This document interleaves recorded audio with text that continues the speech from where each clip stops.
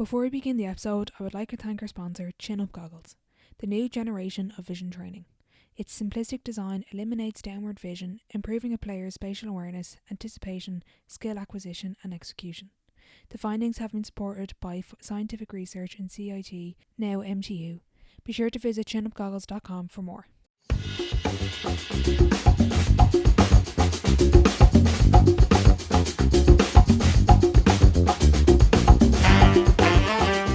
Welcome back to the Sideline Live podcast.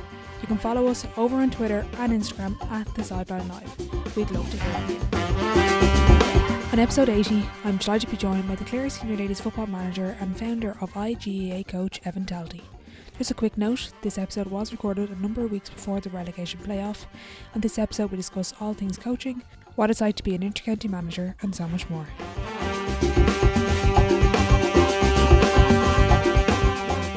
Hi Evan, thanks a million for joining me on the podcast.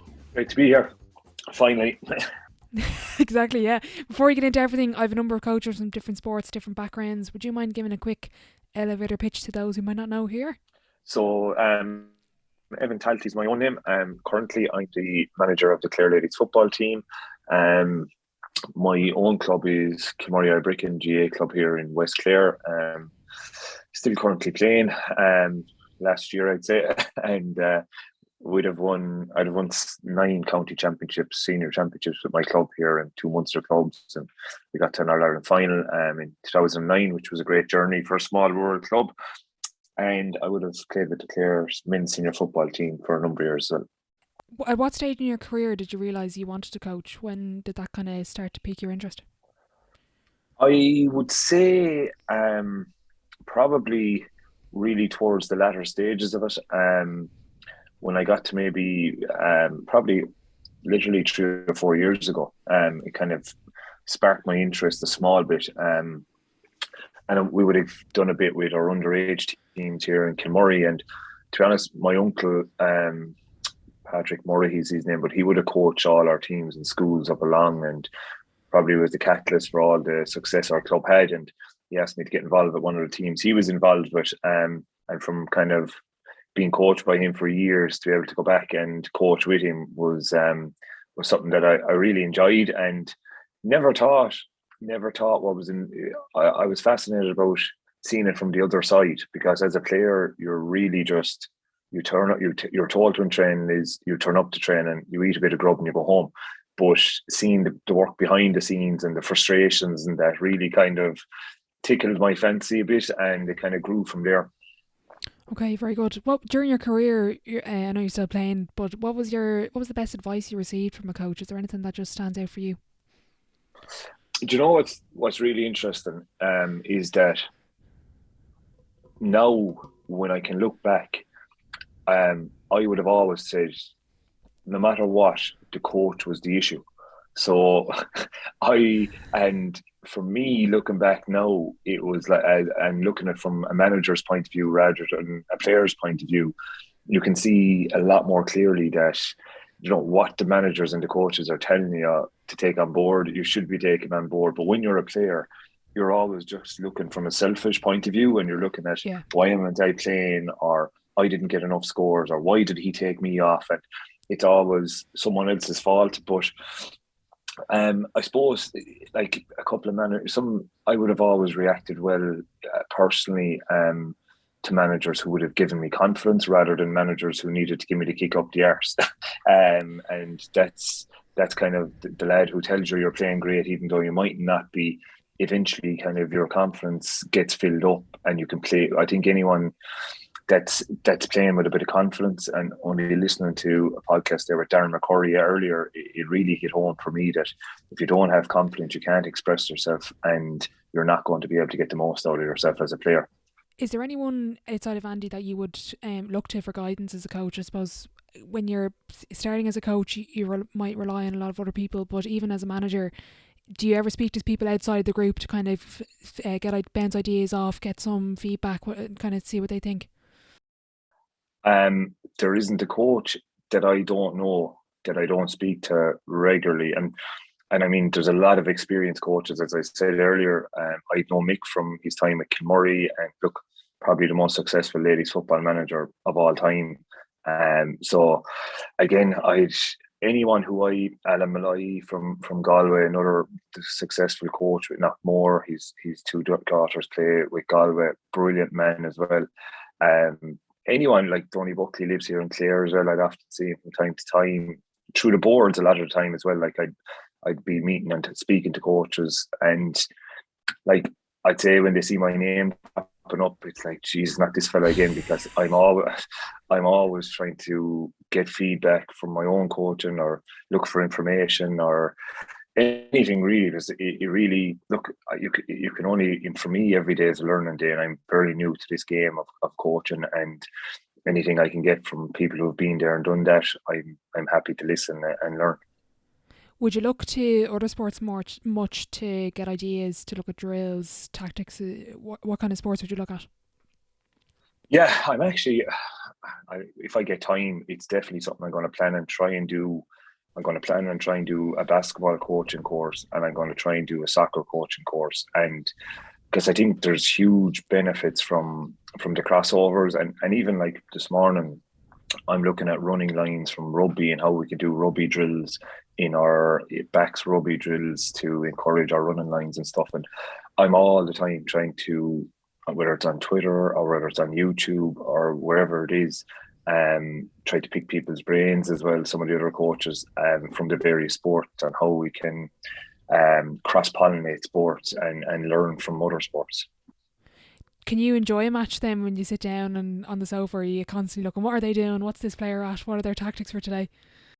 Yeah, I find, like, I was at our local senior team we're playing last night, and I haven't gone back training yet, so I was there watching. But I find I'm more watching the patterns now and the shape of the team, and like the result didn't really matter. It's a league game, but you're kind of looking at, right, what are this team, what are they trying to do? Have they abandoned the sweeper for the year and they're tucking in from their half back line and they're playing two up front? Or that's probably what I'm looking at more so than this lad played well or that lad played well or he's not fit and that's an awful wide. Rather than just getting engrossed in the game, I'm trying to look at the kind of the bigger picture. But what I find, and I actually have to check myself, is to just sometimes just go and relax and watch the game and not think about it from a coaching perspective. Mm-hmm. Well, I remember when I got injured originally, a long-term injury, and watching training sessions and matches as a player was eye-opening, and then moving into management was even more eye-opening. Was there anything you realised when you started to watch sessions, watch players, watch teammates throughout your career, and as you kind of put on the coaching hat, was there anything that just kind of stuck out to you that you kind of realised, God, this is something I just didn't spot as a player? Because you even mentioned before, you kind of have this tunnel vision as a player where you've kind of got that selfish part, but when you're looking at from a coaching point, is there anything that you kind of noticed off the bat? You know what I find really interesting is, and I have it with some of my own players at the moment, and we might speak about other teams and other players and how this fella is lazy, or that girl doesn't do this, or this one doesn't do that. And I found what was really interesting was as our club games got videoed in the last couple of years, and we had access to watch every game, good quality video, and I started watching myself. I really took a backward step in terms of criticizing anyone else rather than looking at my own and kind of saying, like, the coaches might be saying, you didn't put in enough tackles or you didn't work hard. And I might be saying, oh, I did, I worked very hard. But when you actually look back at it, I think now I'm comfortable in my own skin to look back and say, Jesus, you were lazy that day, or you should have put in a tackle there. The video doesn't lie. Whereas previously, I feel like players, and this isn't just players, it's coaches and management and mid-team members, no one likes to be criticised. But it's to be able to flip that criticism and take it on the chin and say, you know what, I think they're right here, and I need to look at myself rather than looking at everybody else. That's a big, and I think that only comes with experience and maybe age. But if you can get younger players who can do that, I think they're the ones that will accelerate their learning twice as fast. Do you think at this point Gaelic football has kind of transitioned into this stage that even coaches as well, that but players can't really hide with the likes of video, GPS, where particularly maybe even Twitter and the likes of the Sunday Game, they're scrutinised and everything, but even from a coaching point of view, they can't really hide in terms of their effort, in terms of that, just as you said there, when you're looking at yourself saying you could have made that tackle there. It's kind of become this, you know, you don't really have a spot for that lazy full forward traditional kind of spot anymore for players. Well, I firmly believe that information is key, and how you communicate the information back to the players is key.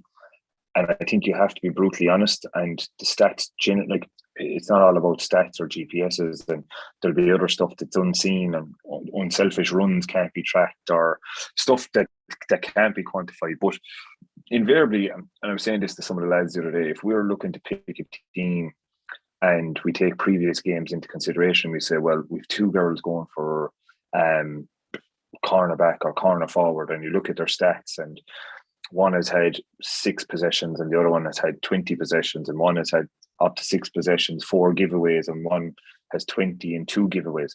There's not really, there's not a bar or tackle count is massive or something like that. It's all very subjective in terms of the stats are there. It's not really the manager doesn't like me or the coaches don't like me. The information is there nowadays, that the running data is there, the GPS data is there, everything is analysed. So, there's not a whole lot left up to what you like and don't like as such. Like it's there for in black and white for everyone to see.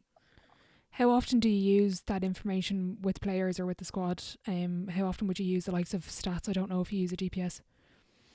Yeah, we've all GPSs. It's something that I've learned actually, and it's obviously when you're a player you get handed, whether it's a PowerPoint presentation or just a little PDF of your own stats, and it might say this is what you've done, your shots, or whatever.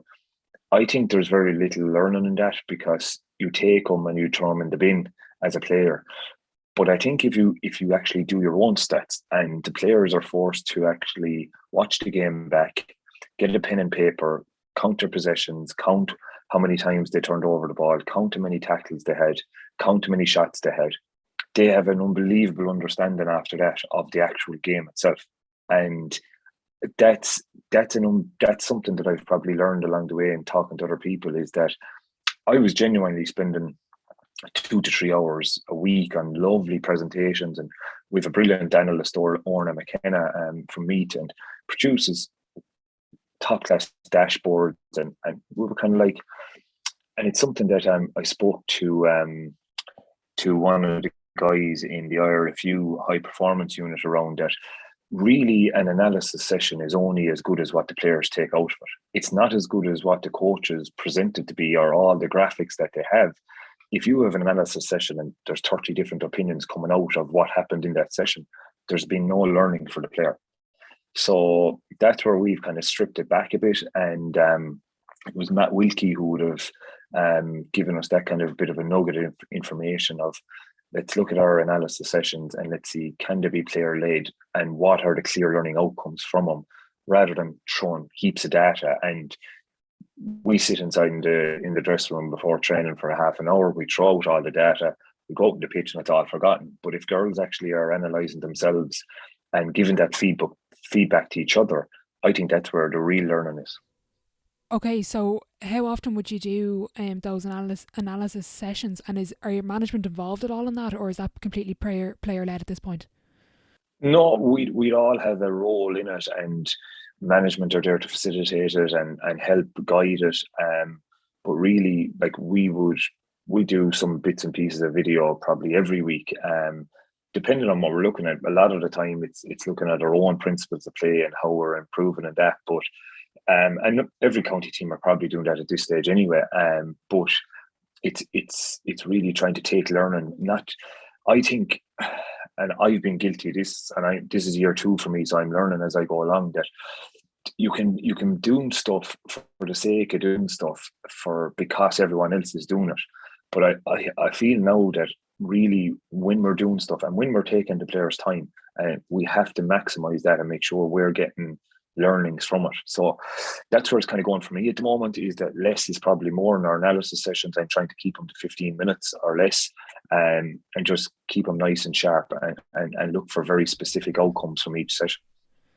How do you find moving from the men's game into the female setup? And do you ever kind of draw on your own playing experience, not even saying to the girls, oh, when I was playing, but even in your head, do you ever kind of think back on or kind of remember those certain experiences that you can kind of use in a management perspective? I'm trying to not do that anymore.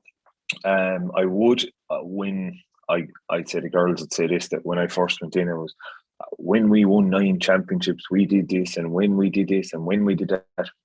First and foremost, you're dealing with male versus female. Secondly, you're dealing with 2009 to 2014 versus 2021, 2022. Different generation of people, far better educated people, in my opinion, on the games and what's going on. So the girls have so much data now, they probably know more than what we did back then anyway. So I think again, it's another thing that I'm trying to pull away from, because it's like a broken record, and we have to concentrate on what our job is for 2022. And the only ones that can achieve that are the players on the pitch. I'm just there to create the environment, to get them the best setup that we can possibly get in order for them to go and achieve. And I can't do it. Nothing I say I'll do it. Nothing I can do from will do it. But it's up to themselves to lead it themselves. But I would have done that in the past, and I would have talked about how men's sport and these lads are doing this. But you know what? We only had this conversation recently. It's very easy for one of my best buddies in the Coughlin is a selector with Colin Collins, and like we would discuss day in day out about what the Clare men are doing versus what the Clare ladies are doing, and pitch time is the same, analysis time is the same, gym time is the exact same. But you know, the only difference being is that when the men's call their training sessions, no one is missing training. When the girls call it, we often have girls missing training because they simply have to work part-time jobs to be able to afford to stay in college, to be able to afford to put diesel in their car to come to training. And you look at it, we have girls travelling from Galway or from Cork or from Dublin. With the price of diesel at the moment, that's costing them 100, 150 euros a week to play for the Clare ladies. Whereas the difference being is the man is getting reimbursed for that. So the male student who might be in college, he still is getting looked after, because if he drives, he's getting paid. But like, you know yourself, our girls might be working in a petrol station or in one of these places for a Saturday morning for 5 hours, and she might make 60 or 70 quid. And that's probably there to keep her in food below in her college for the week.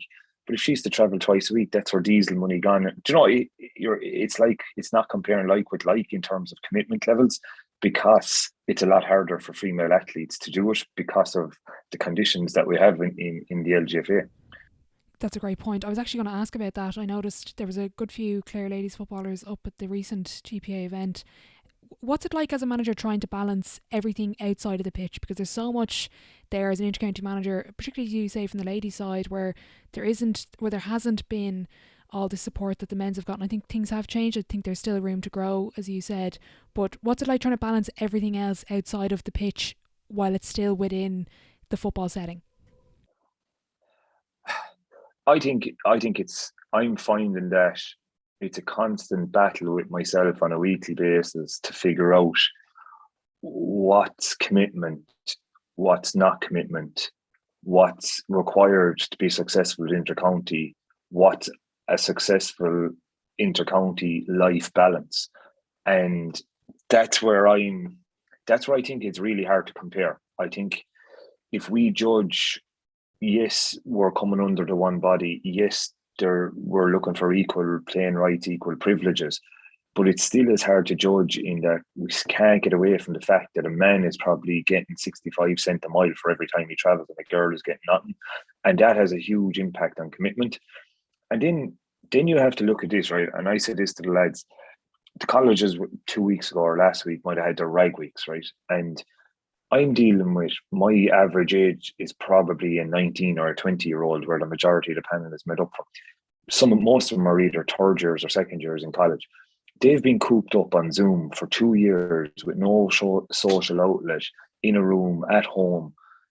And like, am I going to deprive them by putting drinking bans in place or putting stuff like that? It's a very hard thing to marry, because for what? Like, if you can't live your life and enjoy your college experience and get to know your friends in college, as well as being intercounty footballer, I think there's a nice medium for both. And for me at the moment, that's a hard thing because we've lost our 3 league games, and I would think we've a pretty relaxed attitude in the panel around, I suppose, requirements and that whole kind of not work-life balance, but either student life balance that goes with being an intercounty footballer and the commitments required for that. And it's trying to find that equal balance for both is kind of, in the ladies sport, is a bit harder than in men's, because in men's, I think the average age is probably 24 or 25. Most of them are in jobs and you don't have the same issues. Do you think that if you didn't play and if you didn't have that experience, like, you know, the girls are going through in college, is that, like, if you were to look at maybe a traditional coach, let's say 10 years ago, that there would be drinking bans in place, there would be all of these traditional, really set down, you know, don't break these rules. Do you think that's from your playing experience that you're seeing that perspective, or is it just from being around the girls and, as you say, taking into account the recent pandemic and different? I think it comes from one thing that I've learned in the past maybe 6 months, and it's probably a mistake I've made in the past, is that I was heavily weighted on tactics, training, drills, game plans, all this stuff. But you know what? Really and truly, the most important thing is my relationship with the player, because at the end of the day, before they're players, they're people, they're girls, they're vulnerable. Some of them, they have issues with college, with work, with boyfriends, with girlfriends, whatever it may be. It's the same as, you know, a lot of under 20 males, seems they're all going through the same thing. And like, what's really opened my eyes is when I've actually had conversations with girls and they've said they've actually opened up to me. And I'm like, here we are saying, Jesus, she's playing bad, and what are we going to do? We're not getting the most out of her. But like, behind the scenes, we hadn't a clue what was going on in that girl's life that has led to why she might have had a dip in form. And all we care about is how she's playing on a Sunday for the Clare ladies. And that poor girl could be going through torture with family issues at home, or friends, or boyfriends, or she's struggling in college.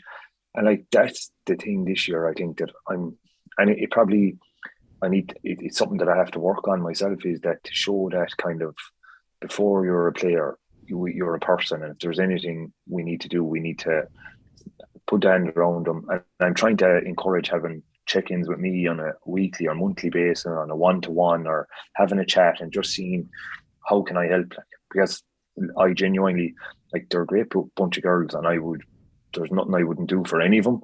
But it's for them to understand that as well, and have that trust. How do you sit down with a player and discuss sort of the role? Because everybody will give in the same commitment from 1 to 35, say, but when you're coming to match day, when you're looking at what's best for the team, how do you sit down with a girl? Let's say, for example, it was me and I needed to change my role from maybe being a starting player for a number of years, underage, club star, and now I'm coming into a new setup, new management, and you're looking for me to come off the bench and impact in that way, or just be at training and push all of the other girls on. How do you start that conversation? How do you kind of manage that relationship? I suppose the one thing I feel I've learned from my last 2 to 3 years of playing have been spent on the bench. And I think it's that kind of, where I would feel that where I've maybe been, where subs get frustrated is from lack of communication. And if what I will always try and do is, if I feel that there's girls not getting much game time, first of all, we try and give them as much game time. We've used 31 players in the National League, and we try and give everyone game time where we can. But what I would say is that open lines of communication, that you're playing today, you're not playing the next day. Tell them why they're not playing. And they mightn't like it, they won't agree with it. And if they're a sub and they're happy to be a sub, I'd have an issue with them, because no one should be happy to be a sub. But the one thing you have to do is take it on the chin, and probably, but by showing them and saying, you started this game, I'm not starting you because I need another girl to come in to do a very specific job on a certain player. I'm dropping you because I need, your fitness isn't up to what's required, or we need an impact from the bench, or whatever. It doesn't matter. But you have to be open. And always leave that line of communication open, that if a girl is frustrated, don't let it build up for 3, 4, 5 weeks and get boil in your stomach over it and anger and turn into vindictiveness. Get it out. Have it out with me. Give it to me between the two eyes. Tell me what you think, and we'll trash it out. And at least if you do nothing else, you have the steam got off your chest and you can move on.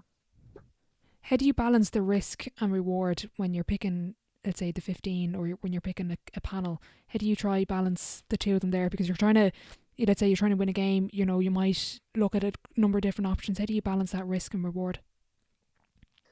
That's a hard one. That's like, we probably played every National League game last year minus 3 or 4 players, because we were trying to manage them. There were dual players playing soccer in Camogie of a Saturday, and they were playing football on a Sunday, and the girls wanted to play. But like the same thing this year, you know, we had girls playing soccer in Camogie as well, and it's day after day in the month of March when we haven't a lot of pre-season done, and we're trying to marry. And look, there's no doubt about it, and I keep saying this to the girls, like, there's the pressure will come on me if we beat Tyrone or don't beat Tyrone in relegation playoff, and the pressure will come on and say, oh, they got relegated and everything is bad. But it's not. It's a process. We're building the Clare Ladies, and I keep saying this to the girls, will be judged on whether they win the All Ireland or not. Whether we stay up in the league or don't stay up in the league is irrelevant. Really and truly, it's a number. Division 3, Division 2, there's 2 intermediate teams in Division 2. There's the rest of intermediate in Division 3 we're playing against their own level. So that's not the issue. It's trying to, when results aren't going your way, to stick to the process and believe in the plan and not get too down out of it and take the positives out of it. That's where I feel there's huge learning in that as well for the players, because no one likes to lose. And winning is a habit, and but look, what we're trying to do with the Clare Ladies is build a squad for an assault on the All Ireland series in whatever it is, it's in June. But you can't, and I said this to a couple of lads there after the Tipperary game, because we brought on a lot of subs when we were up and this kind of thing. But like, I cannot look 27 or 35 girls in the eye and expect them to train for me for 6-7 months and sit on the bench every single day without getting a chance. And you never know what they can do unless you throw them in games like that in the melting pot and give them their chance. And some will flourish and some won't. But the one thing I would say is, from my own experience as being a sub and not getting a chance, is that's where frustration comes. If you give people a chance and they don't take it, you can be open and honest about it. But unless you do, you can play all the challenge games and all the training in the world. You can't be competitive games to see what people are made of. Mm-hmm. You mentioned on the webinar with Valerie and Mick about bringing a team together and finding out what makes them tick. How do you do that at the beginning with a new team, with a new squad that you don't know very well? You don't know their personalities, you don't know even their footballing traits and their tendencies. How do you bring them together and find out their different individualities? You know, I'd like to talk to our county managers about this, or any managers, but I did speak to DJ Collins about this, and he would have felt that the weekend was the making of that UL team. Because they were a young team that hadn't played together much and really became women that weekend, and stood up and took on the role and took on the mantle and kicked on and won the Connor Cup. And the reason being, a lot of it is, I suppose, with our girls, we haven't actually sat down after training yet and had a meal together, or all the stuff that you would have done pre-COVID hasn't come back, and the bonding and the camaraderie and the crack, that all happens in that 15 minutes after training, where you're getting your bit of food and you're slagging and you're having a laugh. That's where relationships are built. And with COVID, we haven't had the time to do that. We've had Zoom meetings, or when you're at the pitch and you're training. But we found that maybe in the collective gym sessions, you have a bit more time to kind of have a chat and get to know each other. But that's where, and you see the likes of the me team that are on a journey. It's them girls who are going for coffees together and who have got to know each other over a 3 or 4 year period and been on the journey, had some wins, had some bonding nights out. That's where you create that atmosphere and that vibe. And we had that with Kilmurray when we won Munster clubs. We were having the time of our lives. We were best friends. We all went out together. We travelled together. We went to each other's houses to watch matches, whether it be rugby or soccer. And then you have that little bit, that's them extra couple of percent that you're missing then when it's coming down and you're level with 10 minutes to go. When you have that bit of camaraderie about you, you always feel like you're going to get over the line. Mm-hmm. How did you go about selecting your management team? What did you look for when you were surrounding yourself with your own management group? It's probably something that I'm, again, from talking to Matt Wilkie about this, is how do I manage my management? And that's equally as important as how I manage the players. Because what are our roles on match days? What do I do on a match day?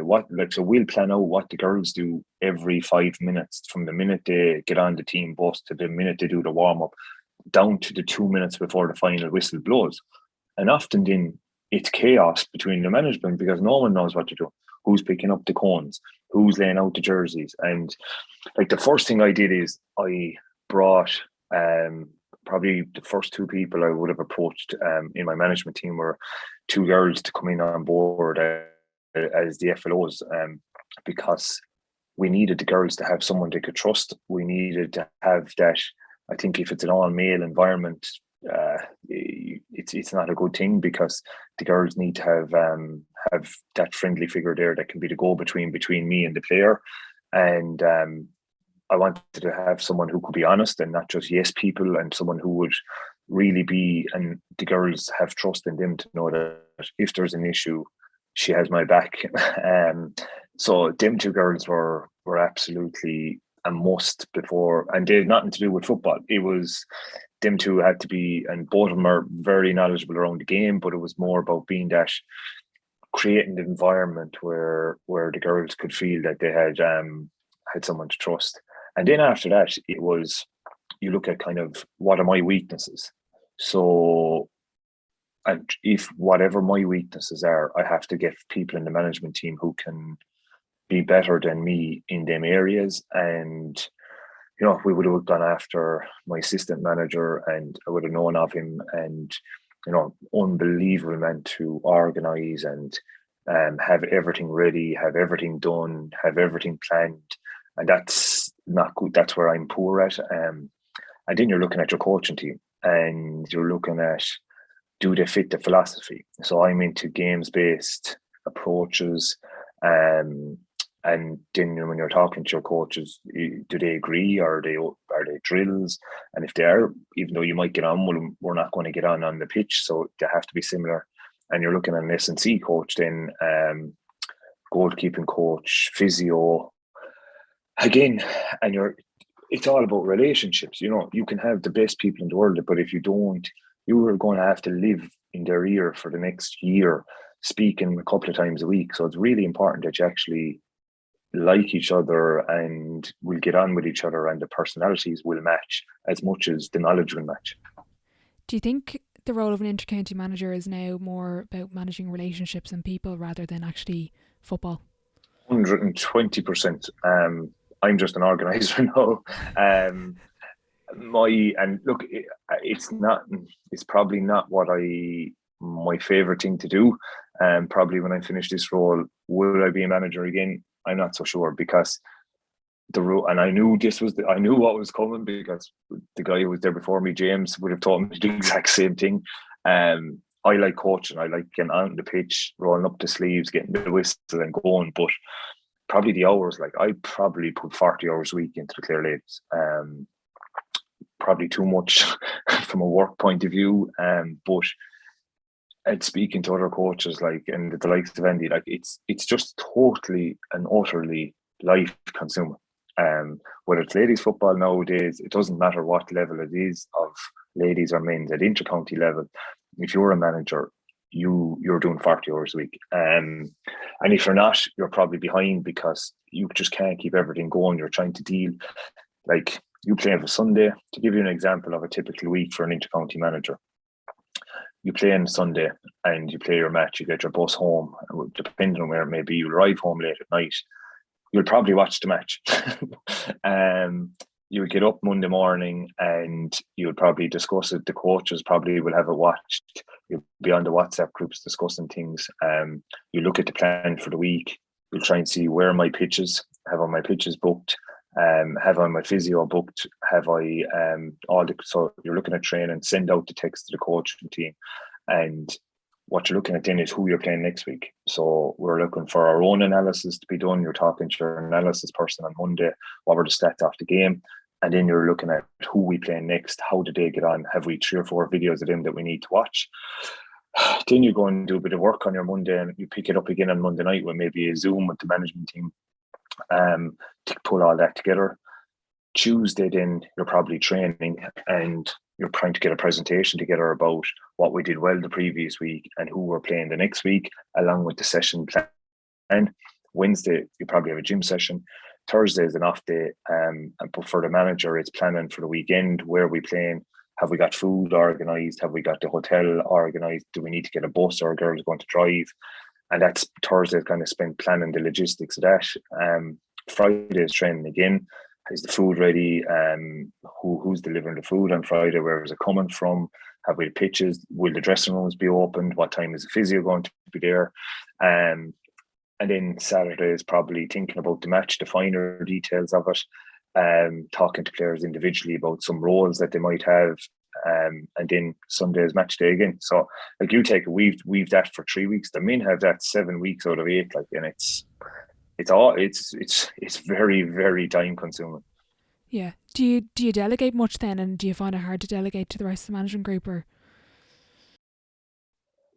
I was talking to someone the other day. I went to the Clare and Galway men's game, and he said to me, he mentioned something to me that rang home to me. And I'm probably, when I was looking in at the manager, when I was involved with James, I was probably saying, geez, he'll take our opinion on board, but he never actually does what we want him to do. And it's probably the same with me in that, like, I'll put it this way, my plan for this year was that I help with the training sessions and watch it and get a good view and step back and all this kind of stuff. And like, once the training session starts going, kind of the adrenaline starts going and the buzz goes and I'm stuck in the middle of it, I'm roaring, shouting.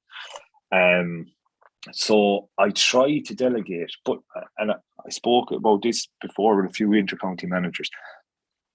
I thought coming in, my plan was that I delegate out all the gear, all the food, all the pitch bookings, all the session planning, all the attendances, all the issues.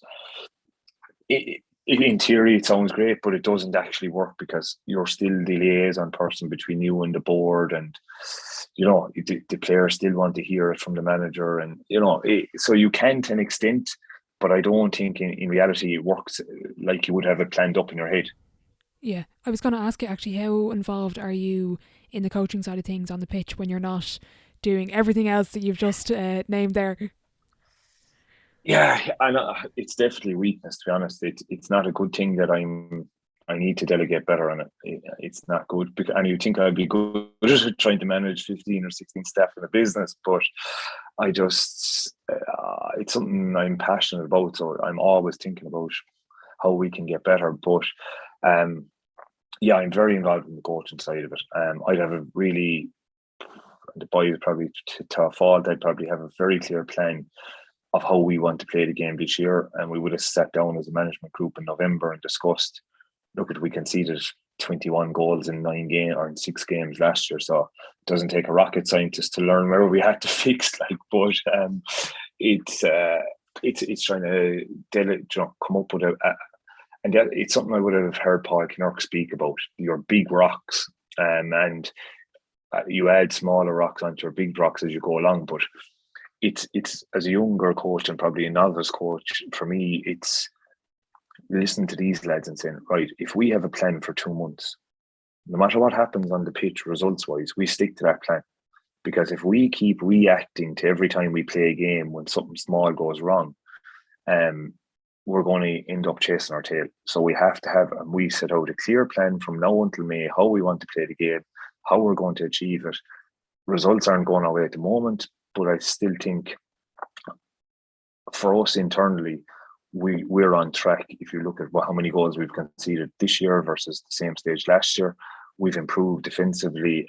Now we need to just add it on the other end of the pitch, but we've not done on that. So it's kind of coming up with a clear, and it's something through Paul that you would have looked at, is how do I want to play in June? And when I know that, how do I build my plan backwards? Instead of just rocking up in November and saying, right, today we're going to do this, you have to have an end game in sight and work back from that. And everything is planned from there on out. And at the moment, let's say, take this scenario, for example, you're in the middle of the league, you've got a relegation coming up. At this point in the season, obviously this answer will change throughout, but do you focus more on your strengths or weaknesses when you have a big game coming up? It's interesting. We've been looking at ourselves, and we've been looking at within the group of what are we doing well, because it'd be unfair of me to say to some players, you're doing that badly, you should be better at that, you shouldn't be doing that, when we've spent a couple of months working on certain things. But so we can't be hypocritical and then criticize about other stuff that we've no work done on. So I can't say to the girls, you're not fit, because we have no fitness work done all year. And our block of fitness should be coming in, because of the All-Ireland series being in May. You can't get fit in January for the league and get fit again in, so you have to periodise your training schedule. So there's certain stuff like that you have to realise, and the girls have to know, we're on a journey here. Here's what we've been working on. Let's analyse that principle of play. Has that been good? Yes. Has it been good? No. How do we get better at it and move on? But you can't look at attacking, defending, kick-outs, sidelines, shot accuracy. You can't look at 20 things and criticise all of them if they're not going well, if you haven't worked on my training. So, yeah, to answer your question, we've been, we will criticise certain things that might be relevant to what we've been working on, but if we haven't done anything on it, it's not fair to have a go unless they've been told any different. In the game at the moment, this has become nearly a staple question. What do you see as the most underrated or overlooked skill in the game? So I'm going to say what drives me absolutely insane in ladies football is the tackle. Because I couldn't tell you how, I can't coach them how to tackle, because I don't know what's acceptable and what's not. And I'd watch most times when I get a chance, I have the subscription to the LGFA pass, and I'll watch all the senior games. And the so-called, whatever I presume the top refs in the LGFA's eyes get the top games, and they're reffed me how they should be reffed in terms of there's a bit of physicality in it. You can't ask girls to go to the gym 2 or 3 times a week and then not have a non-contact sport, So, and some of the refs are letting that bit go, and it's like watching the games between the Armads or the Meets or the Dublins, and they're really intense, hard physical games of football, and it's hard. Like, the best compliment I could play to the ladies game is I watched Dublin and Meet on TG Cahir 2 weeks ago. That was probably the first 15 minutes of that game was probably the best game of ladies football I've ever seen, even though it was 1 point apiece. The standard of that game in terms of work rate, tackling, intensity was off the charts. And we didn't go down and we play some games and you touch someone or you do this or that and it's free. So it's very hard to, it's a skill. Tackling is a skill, the same as everything else.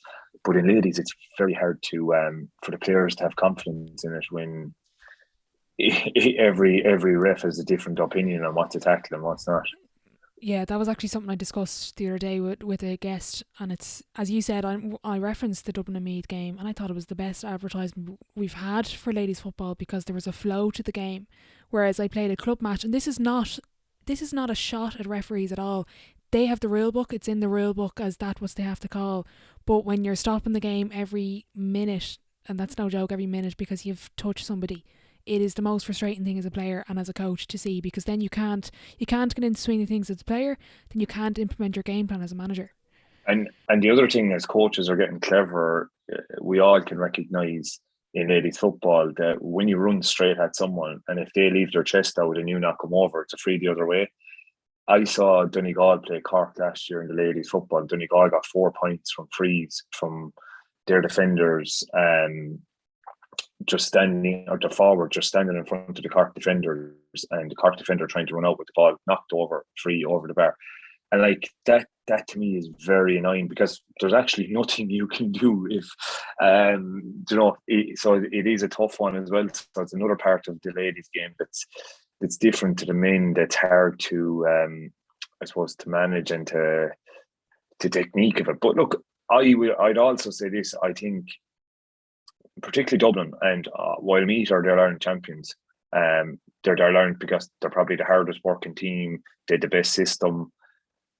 I still think from watching the games, the skill levels of the Dublin lady footballers is absolutely incredible. I watched the Dublin game, they played Cork in a double header. Before the Dubs men, I think, played Armagh or someone like that in an awful day above in Croke Park.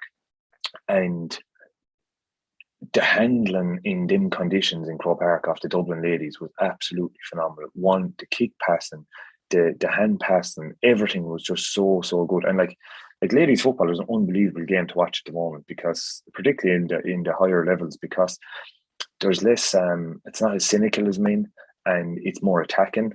It's just, they've taken it to another level, in my opinion.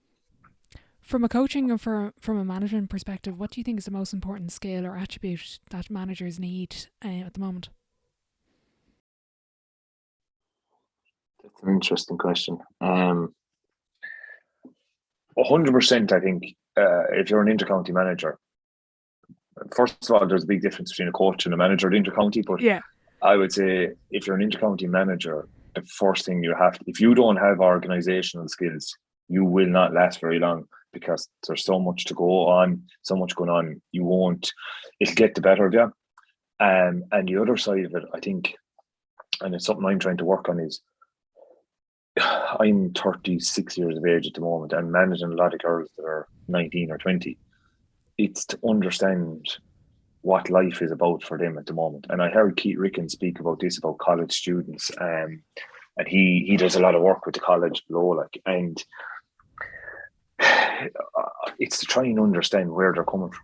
That's the biggest thing for me at the moment is, yes, we'd all love to have train 4 nights a week, have everyone at training 4 nights a week, everyone does recovery sessions, everyone eats properly, everyone. In reality, that doesn't happen, but it's trying to, how can we get the most out of them? But, and for me, this is a big but, in the GAA, right, we'll be assessed. Even though I've only coached for probably 2 years, if the Clare ladies don't win or lose in Ireland, or if we get relegated in the league, Evan Talty will be a bad manager and a bad coach based on results, I suppose. But for me, we have a couple of players who might struggle with confidence. We have a couple of players who might have other issues. And if they come away and they're still playing ladies football at intercounty level after I'm finished, and maybe they've become better players, and I can leave it maybe we mightn't win, maybe we will win, but that it's not all determined about that for me, I suppose there's too much emphasis put on winning, just bare winning and losing. And there's no different. I was involved with our under-17s here in Kilmorey this year, and we didn't win anything. But for us, I've watched 2 of our club games over the weekend, and them lads, I've seen 7 of them play senior football or junior football for our senior team, for our adult teams. That's great to bring that many people through and have them still playing football, because the dropout rate in both ladies and men's at that age is huge. So it's to me is what is success like. And for me, it was always winning and losing. With Kilmorey, every day I played, I hated losing. I still hate losing. If it's a 5-a-side AstroTurf soccer, I hate losing.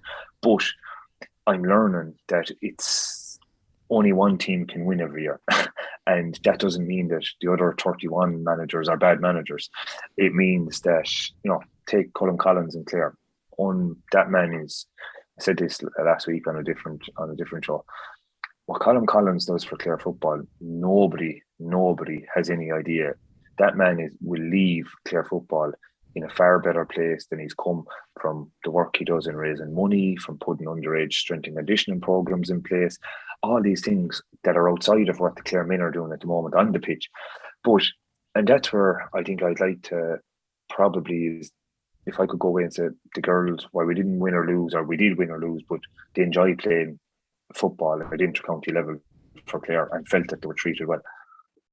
Yeah, that makes a lot of sense. Out of interest then, to be involved in the Clare panel, what are the non-negotiable behaviours that the players have to buy into, and who sets these behaviours or standards or values even? It's something I would feel fairly passionate about is, for me, honesty. If a girl said to me, Evan, I have my debs, or I have my ball, or I have this, or I have that, and I want to go and have a drink, no issues. If a girl doesn't say nothing to me and we're meant to be playing a game or whatever, and I have to hear it from someone else, I have a huge issue. If a girl wants to go on holidays, if anything like that, that if they can come to me face to face and look me in the eye and ask and be honest, even if it's a bad thing, I've no issues whatsoever, because anyone who's honest with me, you can work with. But what I don't like is I don't like dishonesty, because once my trust is broken, it's very hard to regain it. So for me anyway, honesty and trust are non-negotiables. And after that, we can work with a lot of things. You know, there'll be other bumps along the road, but I think if you have that as a platform, and that's something I'd like to instill into the group, is that, you know, be honest. There's a lot of times where, you know, I did it myself as a player. I fucking pouring rain of a Wednesday night and the Champions League is on. I want to watch Man United. And the easiest thing in the world to do is to go out my phone and text the manager and say, I'm sick. Do you know, it's that type of honesty that, look, I don't know any team that have won anything by taking the shortcuts and the easy way. There's no one. Every team that has ever won, it's normally the team who works the hardest. And for me, I said this to the girls this morning, I said, if we can look ourselves in the eye and tell ourselves within the group that we're the hardest working ladies intermediate team in the country, win, lose or draw, I'll be happy. But if we go away and we get beat a point or two and we took shortcuts, that to me, that'll irk me, and it's unfinished business. How do you balance the fact that you're still trying to play and coach at the same time? Not even from a time management perspective, but just from trying to balance, because it's two different brains, it's two different, like, it's very, very different to play and to coach. But how do you keep them apart? How do you try balance everything? Because I'm playing and coaching and I find it very difficult to do both and try separate both of those roles, even though I'm not coaching in a club or a team that, you know, there's no overlap, but I just find it hard to separate those two mindsets. Possibly, I suppose, probably 2 years ago when I was doing a bit of coaching and I was going playing ourselves, I was probably felt down the rabbit hole of criticising everything the coaches were doing when I was training and being a bit, you know, I wouldn't have been, looking back on it, I wouldn't have been happy with myself. And now, particularly last year, do you know what? I loved going training. I look forward to going training, because for me to go to training and only have to put on my boots and put on my gloves and walk down the road to the pitch and walk in and train and go home, like, Jesus, that is so that's like it's like therapy for me, because I don't have to think about anything. I can talk to the lads, I can have a chat, and there's no organising needed. Someone else is doing all that work. So, and that's why, look, I probably, the desire is probably going as you get older, and like normally this time of the year as the league starts, I'd be, you know, the itch would be there and stuff. It's not there yet at the moment, but and I'm probably, the more out of shape you get, the harder it is. The more, I did a bit of running with the girls this morning. I'm still crippled, but it's yeah, they were slagging me because normally I'm well able to keep up to them, but I was under pressure this morning. So yeah, I love, Jesus, like, and someone said that to me before. They're like, whatever you do, stay playing for as long as you can. Whatever it may be. I'm up for a meeting on Wednesday to get regraded to junior, just so if I'm not good enough to make the seniors and I don't get much game time, for me, it's all about playing football now. At this age, I've been there, I've done that. Now I just want to play games. Go have the crack with the juniors. And I think myself and India are actually trying to get regraded at the moment. And look, I'm coaching the Clare Ladies, he's coaching the Clare Senior Men. But I think we've a responsibility as older players now to go back and give a year or two to our junior team where we're going to have probably 10, 18 and 19-year-olds playing. And if we can pass some of what we have on to them, they're the next crop of young lads coming up to play senior for Kilmurray. And it's easy, it'd be unselfish. I think it'd be selfish for us to walk away now and just say, look, we've had our time, it's your time. I think we need to, the older lads, the Adrian O'Dwyers and the Johnny Daly's and these did this for us when we were that age. And I think for them, we need to do that. If you were to go into that dressing room tomorrow with the junior footballers that are 18, 19, what would you hope to instill in them? What do you think they need to learn at this age, and what you were taught at that age as well? Yeah, because I had most of these last year, and I said it to them at the time, and I would have felt their application to training wasn't good enough. And I kept telling them, when you get to play senior next year and you're in with us training, if you train like this, you'll be booted out the door, because it's like we had the time of our lives playing football with Kilmurray, and I still love going back because the crack we have before training, after training is unbelievable.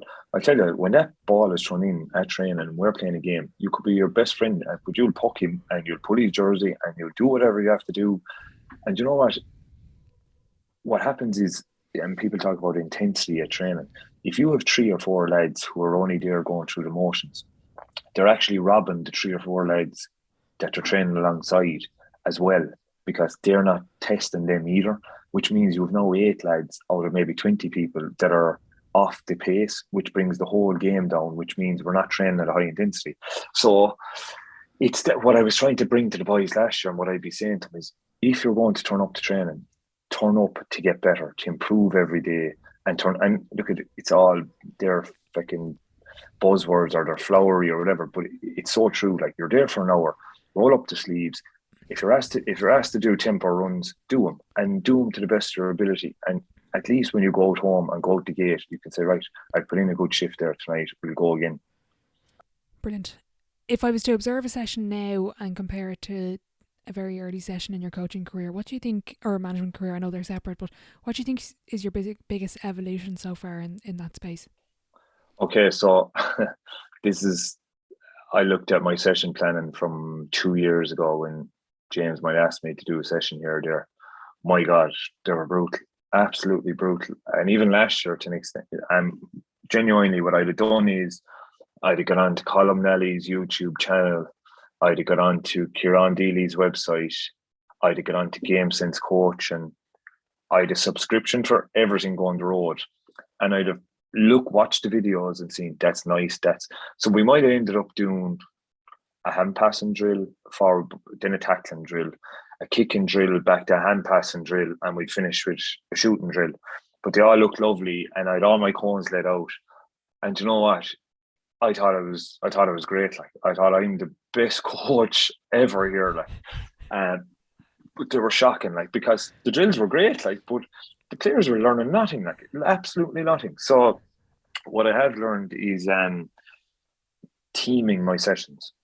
So scaffolding my sessions. So, like, take for instance, right, you want to work on your defending. So defending begins from the front. But you have to break it down. Number one, you cannot have, Donny Buckley taught me this before, and it was the greatest thing I've ever heard, because like a novice, I was going in and I said, I want to do this system and that system and the other system. He said, sure. First of all, you can't have a system unless you can tackle them. So, and it's that kind of dim little nuggets, like, of, right, before we have a system of defending, we need to be able to tackle. After we tackle, we need to learn our positions on the field in our system. Do you know, and it's that kind of, I was just plucking stuff left, right and centre, but now I'd like to think that through the help of a lot of other coaches that I've learned that, right, if we're working on forward play, it's the whole session is working on. And this is how I would judge it. If I went and gave my players a survey after a session and we had 30 players, if all 30 of them don't tell me what we worked on that night, then my session hasn't been worthwhile. So, and it has to be one clear outcome in 2 sentences or a sentence. And they might come away and say, we worked on our transitions. How do we get the ball up the field fast? And that's all it is. That's simple. We know that they've learned something from that. So it's not just plucking drills out of the sky or doing stuff that other men.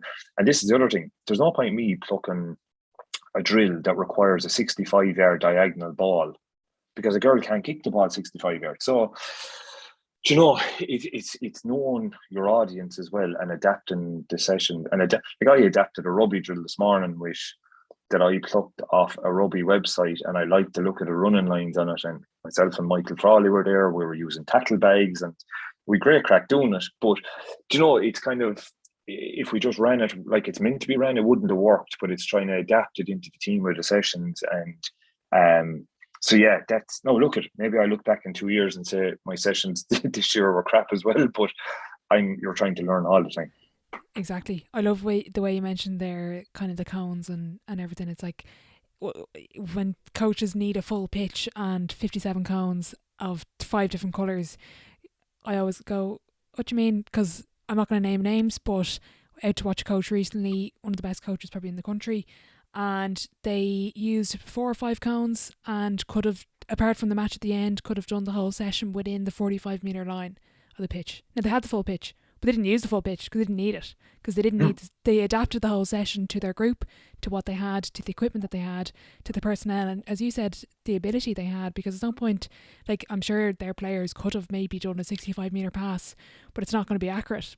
But you know what I mean, from that context of what you mentioned. But I just found it so fascinating that this, like, you really don't need all these colourful cones, that if you put a big drone in the sky, God, you look like you have the prettiest session ever. But will your players actually learn something? I don't know. I thought last year I was going to finish up, and I heard Mick was getting involved with Kilmurray, and I said I'd stay on and see what he's like, purely not from a playing point of view, to see what's his coaching style like. And only known him from seeing him on the television, and this big, tall, imposing dub, and Jesus. But like, I came away from the first session buzzing to play football again. That's been honest with you. I'd say this to anyone. I learned something every single night I'm in training. I listened. I was like that 18 or 19-year-old all over again. I was reinvigorated with the game, and so were a lot of, like, our players. I met up with it. A lot of lads had 9 county championships. They're all in their 30s. They're all doing a bit of coaching, and it's hard to engage us because we all think we know it all. But like, it was. But what I learned, and I've taken on that, trying to do it myself this year, is simplicity. Do something and do it well and do it right and make it easy to understand. No fancy. And again, that's the same with us. Like, we don't need cones and drills, and it's very simple. But the big thing to go after, I suppose, is I was awful worried about, have we GPSs, have we this, have we that, have we the other thing, all the bells and whistles, as we call it. But like, what's the point in having GPSs and all this kind of stuff if you can't hand pass off your left and right and kick off your left and right? If you can do them 4 things, then you can move on. But like, what good is the GPS unless you can do both? Like, that's something that I would have taken as well. So there's huge, like, for me, I learn honestly every single session, and I would do a reflection piece after every session. And what I've really learned is what you see on the day in a match is, and if you come home, it's an interesting thing, because I'm doing a lot is writing down reflections. I would come home from a match, like we played Tipperary, and I came home and I was very bullish on what I seen and who I thought played well and who I thought played bad, and I wrote them all down. And I didn't watch the video for 2 days because I knew we'd no game coming. I watched it on the Wednesday, and I wrote down my piece after watching it. And a lot of the stuff didn't. And do you know what?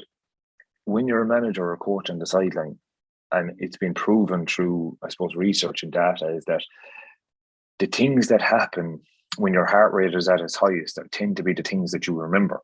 So you could form an opinion on a player of how good or bad she played very based on one or two critical things at critical times. But for the rest of the game, you mightn't have been looking at what she was doing at all. Like, so that's kind of, that reflective piece is very good in that if you can take your emotion out of it afterwards and sit down and give feedback, when the tension and the emotion is heightened. And that's why I think team talks and after match talks and stuff are not really that appropriate, because it's emotion rather than actual, I suppose, pure analysis that you're given. That's actually something that came up with a basketball coach, was he said he doesn't do a post-game talk with the guys in the dressing room. He doesn't go near them because it's all that emotion. That's really interesting. You do that reflection piece at the end of every session. What do you look to kind of reflect on? Is there a specific structure you follow? Is there, what do you kind of note down? It's something that we're doing in the I'm doing the Masters in Applied Sports Coaching at the moment in UL. Like, so these are a lot of these things, stuff like my reflection. I would reflect on all our sessions. I'd reflect on my interactions with players, because I always think I'm right. So, but when I reflect, I'm not right a lot of the time. So it's been able to actually reflect on my own performance, and it's probably the biggest learning I've had. It was funny because we got a new physio in there a couple of weeks ago, and we played Kerry, and it was with all that furore that went down with Kerry over the game being called off, tensions were going to be high, and there was loads of stuff going on off the ball, and manager, the Kerry lads and our lads were up and down, and your man said to me afterwards, "Geez, I must compliment you. You're really calm on the sideline there." And I was like, I had to mentally prepare for this game for about 2 hours today, I said, or else I'd be inside in the middle of it. Because it happened to me in club games throughout the year where I was involved, and it happened to me last year where I was put outside the gate when we played for Mana. And like, that to me is of no, but if I'm roaring and I'm getting involved with referees and I'm getting put out, that's a bad thing for the girls to see. Like, and I have to try and learn and reflect and get, no matter, it's like one of our forwards kicking frees or missing frees, that to them is their learning is to get better, and my learning is my behaviours on the sideline, my interactions with referees, that kind of stuff. So that's where I would reflect back a lot on certain things and certain incidents, and like, yeah, there is a structure. Like there's if you Google, like, there is reflections for coaches and practices, the John's technique, or reflection happens everywhere. Reflection happens in the car going home. Do you write down a couple of notes in your phone? It can happen through a formal method of a pen and paper, or a couple of days later there's templates out there for reflective practice. So it's actually something I'm trying to do 6,000 words by the 24th of March on at the moment, is reflective practice. So yeah. I can't believe you're doing the Masters as well, on top of everything else that we've already discussed. Out of interest, is there anything in particular you've found really beneficial from the Masters? Can you just attribute maybe a couple of things you found? Everything. It's unbelievable. It's like we've had access to the best, the likes of that guy I spoke about, Matt Wilkie. We've had access to Dave Passmore from Irish Hockey. Paul Kinnerk was on with us. Shawnee O'Donnell from the Limerick Hurlers was on with us about analysis. And like, for me, and I don't know, and this is maybe for anyone who's listening and interested in that, every one of my analysis sessions was picking out stuff that people did wrong and showing them what they did wrong. And it was interesting, Shawnee said like that the actual theory and the science behind this is that if you're turning over, giving the ball away, or running into the tackle all the time, and you go in Tuesday night and you show them 8 instances of it where they ran into the tackle, the likelihood is, scientifically, that they're going to do it even more because the brain actually doesn't differentiate between the good and bad. It just is, it remembers the tackle.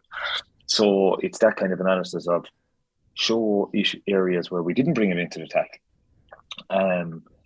Another thing is probably praise in public, criticize in private, and that's something that, again, I thought I was a big man going in saying, you fucking didn't do this, or you didn't do that, or da-da-da-da-da.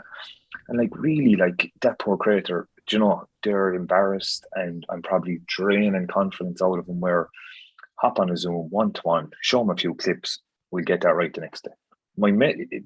The we've got the same thing out of both things. The player has seen what they've done wrong, but there's a way and means of doing it, and it's not, particularly with girls, is that their confidence mightn't be high anyway. In certain girls, you don't need to do that.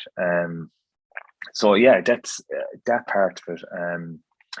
Around the whole kind of the environment that you're dealing with, the player, like they speak a lot about Coach Wooden, like and like how he lost so many games before he became successful, but it's building the environment, and there's so much in it, in each module around performance analysis, and what are the stuff you're analysing. So there's the basic stuff like stats and data, but there's the unseen stuff that you can't quantify. So maybe we've a girl playing who mightn't be the best footballer, but she's an unbelievable presence and the girls love her and she brings the group up another level. There's no data for that, but there's other stuff there's other ways and means of quantifying it. So we're nearly finished our first year, and what I really enjoy is I can take a lot of the learnings from that and try and bring it into the Clare Ladies. We're going to move on to the Sideline 7, but out of interest, you've named a number of coaches. I'm going to ask you to nominate somebody to come on the podcast, and if you give me a name, I'm going to need a hand probably getting them on, so yeah, you have to choose wisely here. That's a good one, but there's actually a coach, I think.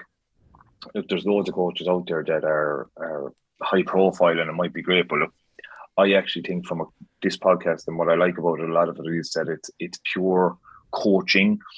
So like, it's not a lot of the people you get on isn't just I've won 10 All-Ireland, I'm a brilliant manager. It's more the whole, and it's from the masters, is that whole ethos on coaching. And and I think there's a guy up in Donegal. He's Luke Barrett is his name, but he's coaching underage teams up there. But I think it'd be really interesting to hear from him around. He's the manager of the Donegal under-17 male footballers. But what they're doing up there is phenomenal stuff around. They're almost taking it to the next level in terms of, it's like the academies in England where they're feeding the kids, they're helping them with homework. It's really interesting. I've seen a couple of bits online. Yeah, even I think they have a Twitter account or an Instagram account for the academy, and they put a lot of their stuff up. And I was like, that's actually really interesting. And his name has actually popped up a couple of times, so I'm going to get onto him. That's a really good suggestion, actually. I'll hook you up with him. Brilliant. I'm going to move on to Sideline 7. It's the same 7 questions at the end of every episode. You've listened to the podcast, so I'm expecting some pretty spectacular answers here, Evan. Question 1, what is your favourite quote? So I had these wrote in my notes. I'm just going to flick over here. Yeah, no problem. So my favourite quote is on my screensaver of my phone. And I've always believed in this, whether it's in sport or life itself. I think nothing worth having comes easy. So I think anything that's worth having, you have to work for it, because if you don't, very few people, bar winning the lotto, get anything handed. Would you use quotes at all with the team, or is that something you kind of move away from? It's something I put up the very first year that I had, and we always try and stick by it, but I always get it wrong when I quote it. But it's almost like a tongue twister, but it's something that we try and keep, and I believe in it. It's the one about where people won't remember what you said or what you did, but always remember how you made them feel. And I think that one is particularly poignant in ladies football, because in a male-dominated sport, I think it's very easy to put people down, and it's very easy to expect things that are probably not realistic. So I think that's one where I'd like our girls, particularly our players, between themselves, is to stick to that. Brilliant. Question 2, what's the best sporting event you've been to? And you can pick one as a player/coach and one as a fan. Yeah, so I would say for me as a player, I kicked the winning point in the 2009 Munster Club final in injury time to win us our Munster Club, and I can still feel the goosebumps in the back of my neck when we think about that, because that's a moment. And we played Kieran's O'Reilly's in a final we were never expected to win. There's lots of Kerry footballers, club of Tommy Walsh, and they got a goal. in injury time to beat us, but the goal was disallowed. Bit lucky from our point of view. Kick out came up the field, and I got in the end of it with a Hail Mary and kicked the winning score. I hate watching the video back though because I bleached blonde hair and my eyebrow pierced, so the girls get good mileage out of that one. Anything as a fan that sticks out for you? Yeah, I was trying to think of that, and I was at Miami Dolphins and the New England Patriots a couple of years ago, and it was unbelievable. But you know what? Myself and Inda were at the Dublin against Mayo 2017 our Ireland final. That was the best game. I'm neither a Dublin. I'm probably a little bit of a closet Mayo fan, but that was the best game of football I've ever been at, and that got me. I don't know how you'd say it. It was I wasn't from either county, but I was nervous. It was the only game I've been at that I was absolutely enthralled by the game. I came out of it buzzing, so that was the one. And I didn't even remember I was 17. I had to Google Lee Keegan throwing the GPS to figure which one it was. Brilliant.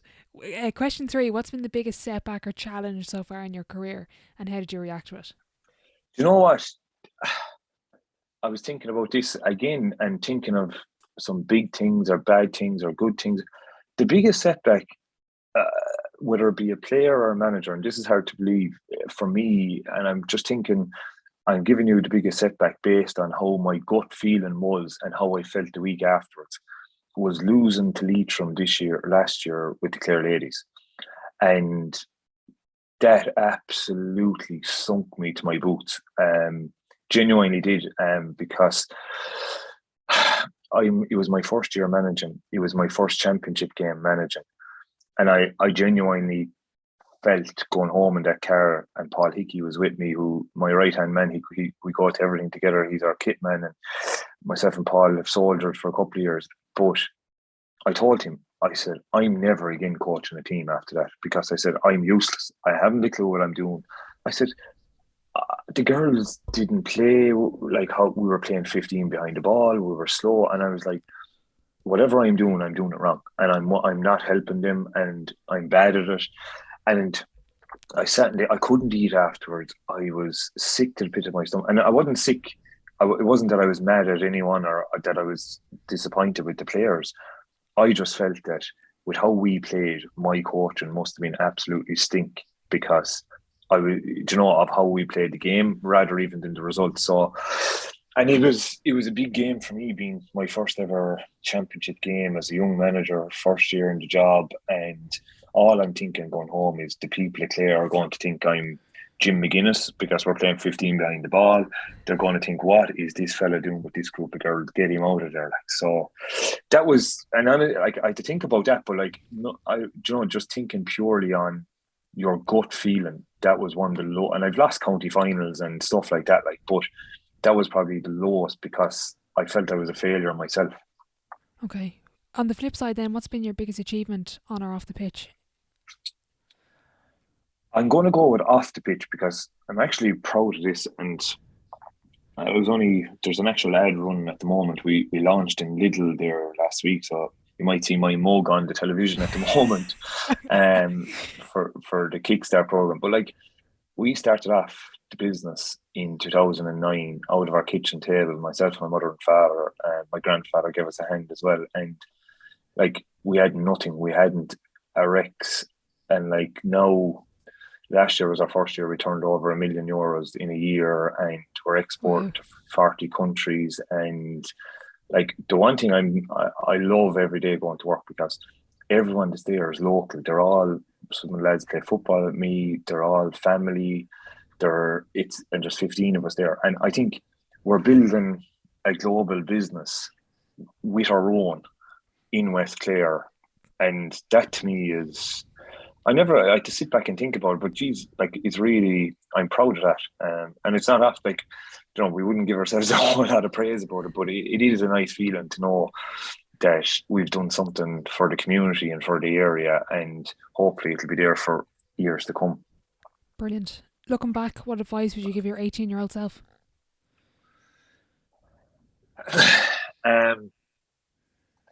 This this to me, I suppose, Orla, is something that I would say I was spoiled when I was young, in that my mother and father definitely gave me everything I wanted. But I suppose with that, I took no self-responsibility. So like I probably genuinely didn't grow up until I was 30. And the reason being is that I was still living in that bubble, or that everything that went wrong was someone else's fault. Everything I done wasn't my fault. And I just had no self-responsibility in life. Everything was handed to me. If it wasn't handed, I didn't work hard for it. When I was going to college, most of my friends might have had a part-time job. I'd be, ma'am, can I have 50 euros here? All of that stuff. And that's just down to pure personal self-responsibility. And that's one thing I genuinely think the current generation, and only I'm going through a lot of girls that I know, like they are phenomenal, absolutely phenomenal, in that they're so far ahead of where I was when I was their age, in terms of how mature they are, how much self-responsibility they have compared to what I had when I was that age. So while I think the modern teenager or millennial, or whatever you want to call them, the 22, 20, they get a lot of flack for, they're stuck in their phones and the PlayStations and all that. But I think they are very mature, and they're able to make out in the world. Whereas, Jesus, when I was 18, I was I was not self-sufficient at all. Whereas I think a lot of them now are far better at that. Brilliant. Question 6, who would be your dream dinner guest and why? And you can open up a table to a couple of people if you want. I only had a conversation with him on Tuesday, and again, I go back to this. Again, I thought of the usual, where people throw out the Tiger Woodses and all these famous people that you haven't a clue what they're like as a person, but they're cool and they're a sports star. But no, I have Andy Moran down, and without licking his arse too much, we've been trying to catch up for a cup of coffee with bloody 3 months, like, and we can't get up to each other or down to each other. And I've wrote down 3 words: passion, enthusiasm, and infectious. And that to me is what sums Andy up, because I think, like, I was on the phone to him the other day, and he kept me on hold for 2 minutes talking to an active retirement group, and he knew every one of them. And it's that bubbliness and like, you know yourself, you probably listened to the football pod when he was on it, and like, he just brightens up your day. And no, he's the man. And if I was adding in someone with it, like the crack you could have if you get the 3 of them together, himself and Kieran Donaghy, another man, just charisma, passion, empathy, unbelievable lads. Like, and look, it's very close to home, and they're people I know, but I don't like throwing out people that I haven't, that you're used to seeing on the television or whatever. Maybe these are 2 lads that I spend time with, and if I could spend once a week with them, that'd be better than any therapy going the road, because you come out of there just reinvigorated. Brilliant. I'm trying to get both of them on the podcast, so I might come to with them as well. Question 7, before I let you go, if your life was a book, what chapter would this be called? This 100% would be called Organised Chaos.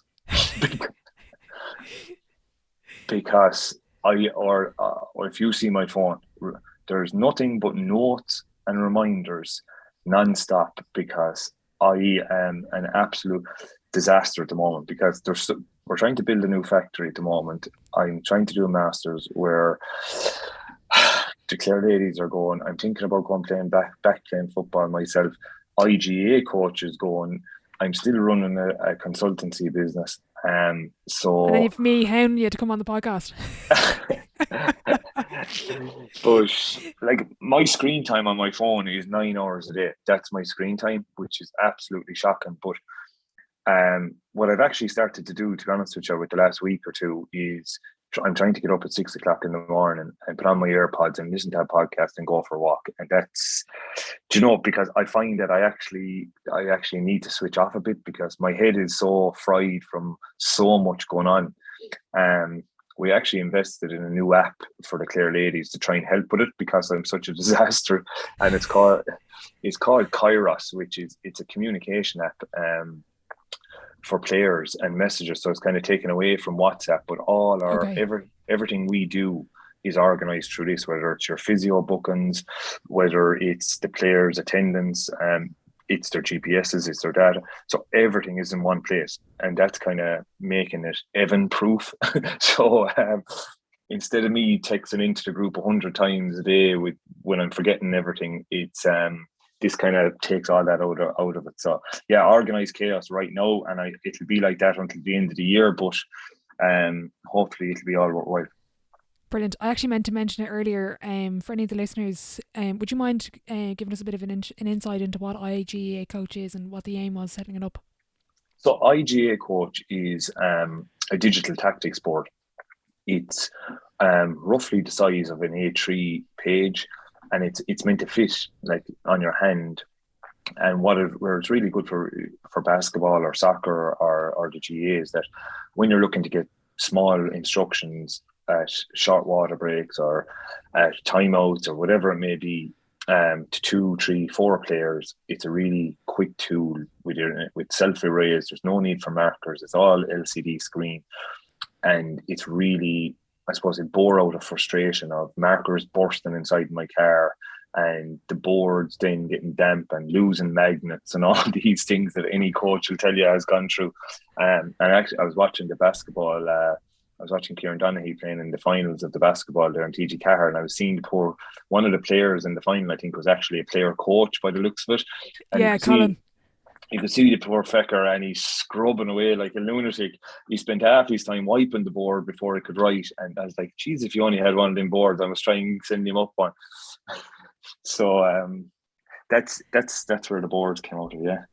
Brilliant. Where's the best place if people want to get in touch with you or want to have a look at the boards? Where's the best place to find them?